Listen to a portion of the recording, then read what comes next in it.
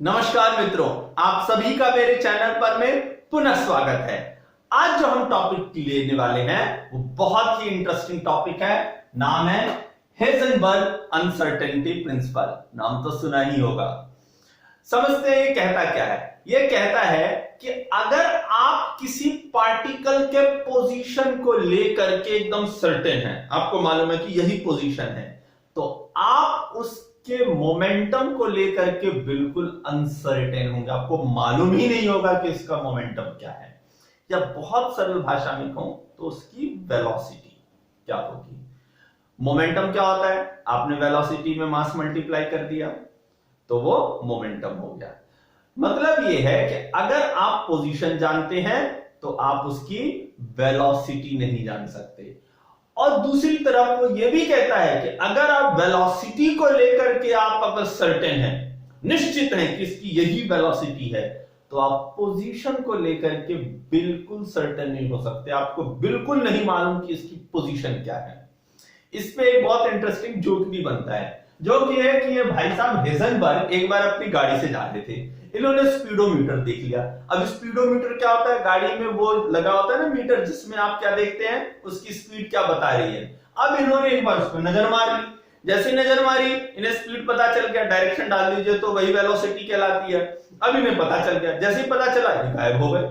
क्यों गायब हो गए? क्योंकि इन्हीं का प्रिंसिपल कहता है कि अगर आप वेलोसिटी को लेकर के सर्टेन है तो आप पोजीशन को लेकर के अनसर्टेन हो जाएंगे। तो इन्हें अपनी पोजीशन ही नहीं मालूम कि अब मैं कहां हूं।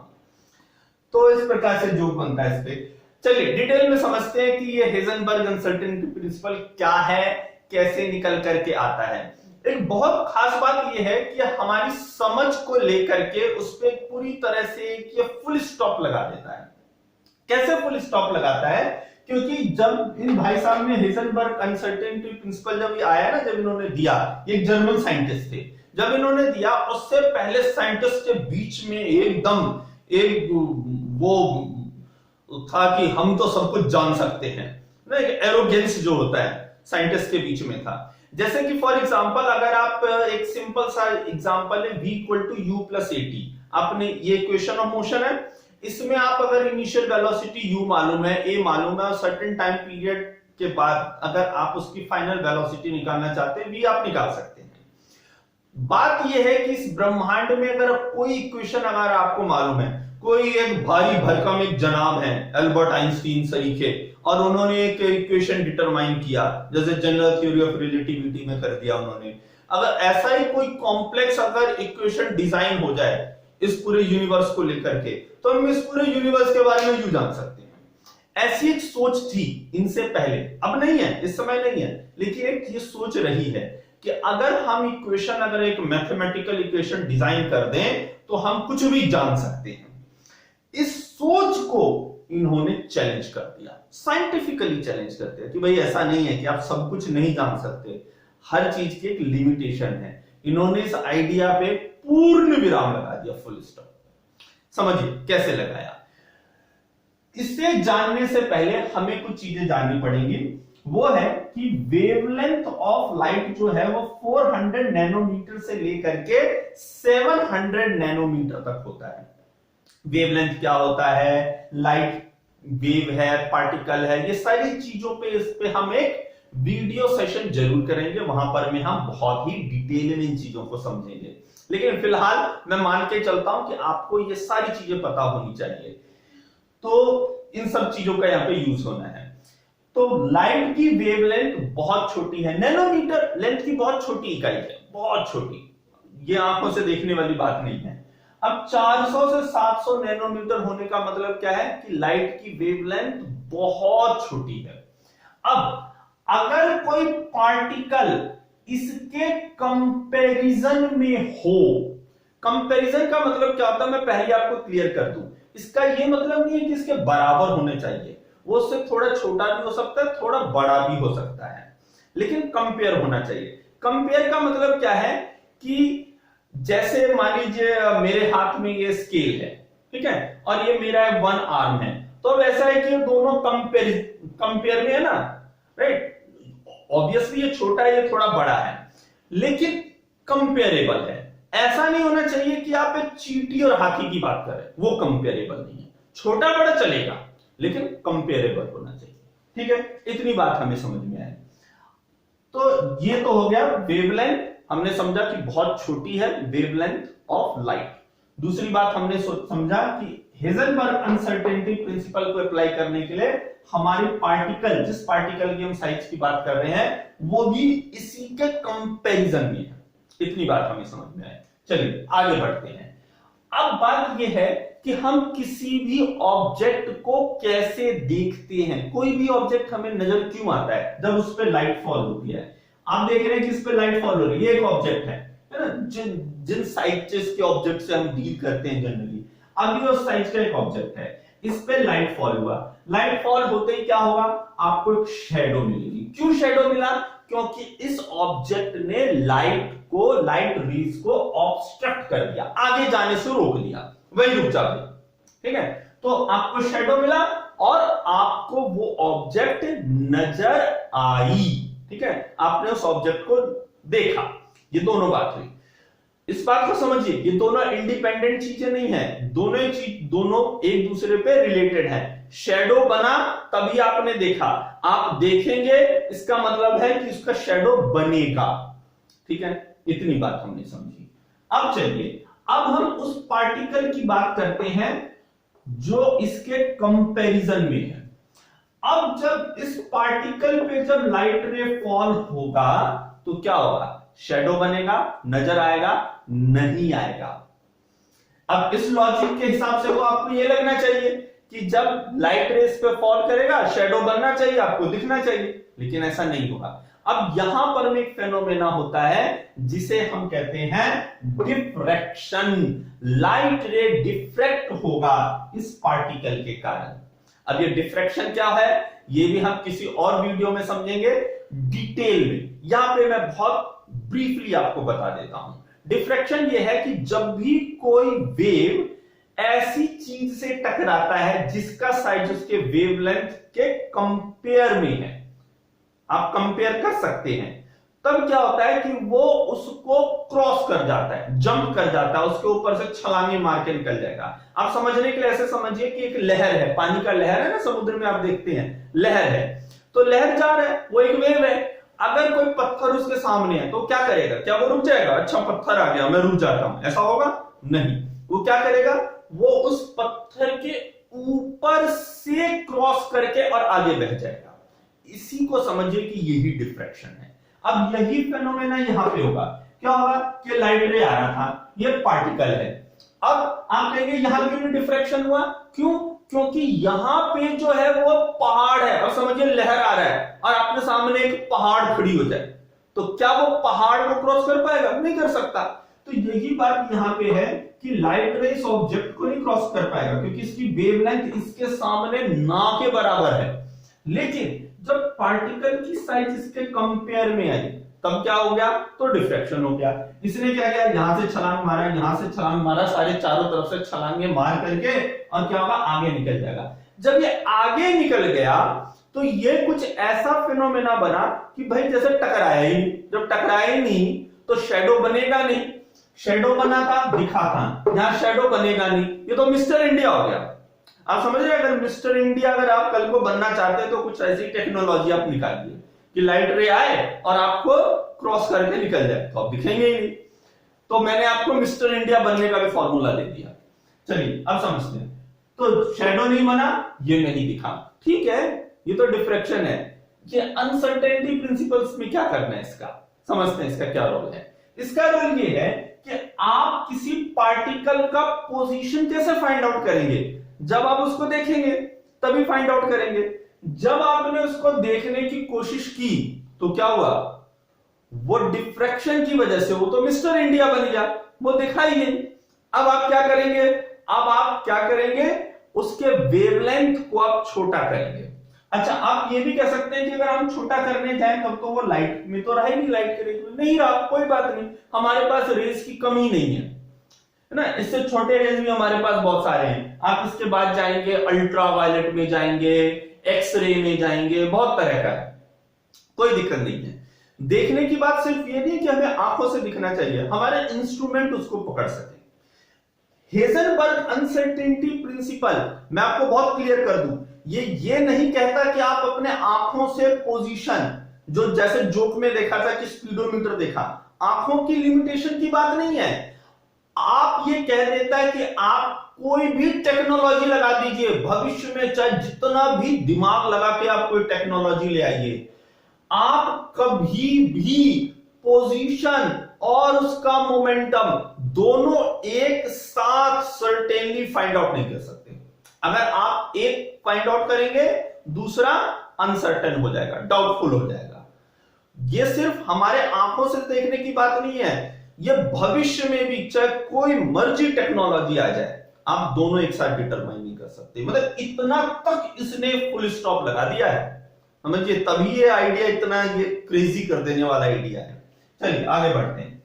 तो क्या हुआ कि हमें ये समझ में आया कि ये तो ऐसे दिखेगा नहीं, तो हमने क्या किया, हमने वेवलेंथ को बहुत छोटा लिया, एक ऐसा वेव लिया जिसका वेवलेंथ जो है वो बहुत छोटा है। तो अब क्या होगा, ये पार्टिकल का साइज उसके सामने बड़ा हो जाएगा, तो शेडो बनना चाहिए, दिखना चाहिए, ऐसा कुछ होना चाहिए। अब प्रॉब्लम ये हुई कि दिखेगा, वो तो ठीक है, शेडो बनेगा, दिखेगा, तो आपने क्या किया, पोजीशन आपने डिटरमाइन कर लिया, आपको पोजीशन पता चल गया कि अच्छा ये पार्टिकल यहां पे है। लेकिन प्रॉब्लम क्या है, प्रॉब्लम ये आई कि जब आप वेवलेंथ छोटा करते हैं ना, तो उसका फ्रीक्वेंसी बढ़ जाता है, और फ्रीक्वेंसी बढ़ने का मतलब होता है उस लाइट रे की एनर्जी बढ़ गई, बहुत बढ़ गई। आपने वेवलेंथ को कम किया, लाइट रे की एनर्जी बढ़ गई, बड़ी हो गई।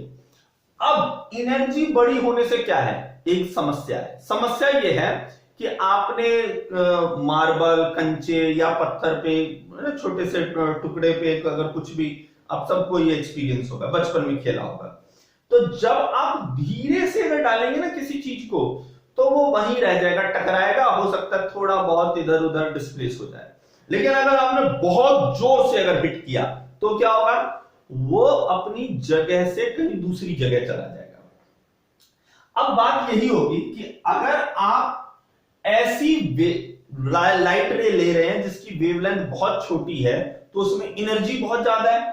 अब जब आप इसको हिट कर रहे हैं तो बहुत हाई एनर्जी से हिट कर रहे हैं, शेडो बन रहा है, दिख रहा है, पोजीशन पता चल रही है। लेकिन जब आप बहुत ज्यादा एनर्जी से अगर आप उसको हिट करेंगे, तो उसका क्या होगा, उसका मोमेंटम चेंज हो जाएगा। ये बहुत सिंपल सी बात है, अगर आपको फोर्स, लॉज ऑफ मोशन, ये सब चीजें अगर क्लियर है, तो वहां से भी आप इस बात को समझ सकते हैं। बाकी मैंने वो कंचे, मार्बल के एग्जांपल से तो आपको समझा ही दिया है। तो क्या होगा कि इसकी जो भी पहले जो वेलोसिटी रही है, अगर रेस्ट में था, जीरो थी या ऑलरेडी कुछ थी इनिशियल वेलोसिटी, अब वो चेंज हो जाएगी। क्यों, क्योंकि आपने बहुत हाई एनर्जी से उसको हिट किया है। जब आपने उसकी मोमेंटम, उसकी वेलोसिटी ही बदल दी, तो आप डिटरमाइन कैसे कर पाएंगे। आपने पोजीशन डिटरमाइन किया, लेकिन आप उसकी वेलोसिटी, उसके मोमेंटम को लेकर के अनसर्टेन हो गए। याद रखिए, वेलोसिटी और मोमेंटम में एक साथ इसलिए कह रहा हूं क्योंकि डिफरेंस नहीं है। क्यों नहीं डिफरेंस है, आप वेलोसिटी में मास मल्टीप्लाई कर दीजिए, मोमेंटम है, और मोमेंटम से मास डिवाइड कर दीजिए, वो वेलोसिटी है, मास बीइंग अ कांस्टेंट, राइट ना। तो क्या हुआ कि अगर आप पोजीशन को लेकर के सर्टेन होते हैं, आप मोमेंटम या वेलोसिटी को लेकर के अनसर्टेन हो जाते हैं। और इसी का ही उल्टा भी होता है, सेम चीज, सेम जितनी लॉजिक मैंने बताया, अब इसको रिवर्स में करिए। अब अगर आप चाहते हैं कि आप वेलोसिटी, मोमेंटम को लेकर के आप सर्टेन होना चाहते हैं, तो आप क्या करेंगे, आप बहुत लेस एनर्जी से आप उसको हिट करेंगे, लेस एनर्जी, ताकि उसकी वेलोसिटी चेंज ना हो, उसका मोमेंटम चेंज ना हो। अब तो आप वेलोसिटी, मोमेंटम तो निकाल लेंगे, लेकिन अब प्रॉब्लम क्या है, वही पुरानी वाली बात, तो आप उसका शेडो नहीं बनेगा, देख नहीं पाएंगे, डिफ्रैक्शन होगा, तो आप उसके पोजीशन को लेकर के अनसर्टेन हो जाएंगे। अब बात यहां ये आती है कि या तो आप पोजीशन को लेकर सर्टेन होंगे, तो मोमेंटम अनसर्टेन हो गया, मोमेंटम को लेकर के सर्टेन होंगे, तो पोजीशन अनसर्टेन हो जाएगा। ये बात समझ में आई सभी को। चलिए आगे बढ़ते हैं। अब इसी को लेकर के ना एक इनइक्वालिटी एक्सप्रेशन दिया गया। अब यहां पर भी ये जो है ना सिग्मा, ये है स्टैंडर्ड डेविएशन। इस स्टैंडर्ड डेविएशन को कभी मैथमेटिक्स में स्टैटिस्टिक्स हम अगर पढ़ेंगे वहां पर मैं आपको बहुत डिटेल में समझाऊंगा कि ये क्या होता है। यहां पर मैं क्या बता रहा है, एरर बता रहा है। ये कह रहा है कि पोजीशन में आपका कितना एरर है ना, एरर आप समझ रहे हैं, कितना अनसर्टेन है उसको आप लेकर के, और ये बता रहा है कि मोमेंटम में आपका कितना एरर है या आप कितने अनसर्टेन है उसके मोमेंटम की वैल्यू को लेकर के। अब देखिए यहां पे प्रॉब्लम क्या है, प्रॉब्लम ये है कि यहां पे जो टर्म है ना वो जीरो नहीं है, कोई टर्म है बहुत छोटी वैल्यू है, इसे हम प्लैंक कांस्टेंट कहते हैं, प्लैंक, और ये 4 पाई है, वैल्यू बहुत छोटी है। लेकिन बात यह है कि छोटी चाहे जरूर हो लेकिन ये जीरो नहीं है। अब ये प्रॉब्लम अनसर्टेनिटी की प्रॉब्लम नहीं आती अगर ये फैक्टर जीरो होता, तब प्रॉब्लम नहीं होती। प्रॉब्लम ये है कि जीरो नहीं है। अब समझते हैं कि मैथमेटिकली इस बात को हम समझते हैं कि ये कैसे करता है, काम कर रहा है। पहले मान के चलते हैं कि ये जीरो है, ठीक है, हम ये एज्यूम कर लेते हैं, एजम्पशन गलत है लेकिन हम मान लेते हैं कि चलिए ये जीरो है, ठीक है। अब अगर ये जीरो है तो आपका एरर, आपने पोजीशन का एरर जीरो, राइट, और मोमेंटम में एरर जीरो या अनसर्टेनिटी कह लीजिए कि पोजीशन में अनसर्टेनिटी और मोमेंटम में अनसर्टेनिटी दोनों जीरो है। जीरो इंटू जीरो, अब अनसर्टेन नहीं है, अब सर्टेन है। जीरो इंटू जीरो जीरो ही होता है, equal to right hand side पे भी जीरो ही है, तो जीरो इंटू जीरो क्या हो गया, जीरो हो गया। बहुत अच्छी बात है, आप सर्टेन हो गए, आप पोजीशन को भी लेकर सर्टेन हो गए, आप मोमेंटम को भी लेकर के सर्टेन हो गए, ये तो बहुत हैप्पी कंडीशन है। लेकिन असलियत में ऐसा नहीं है, रियलिटी कुछ और है। रियलिटी क्या है कि ये टर्म जीरो नहीं है।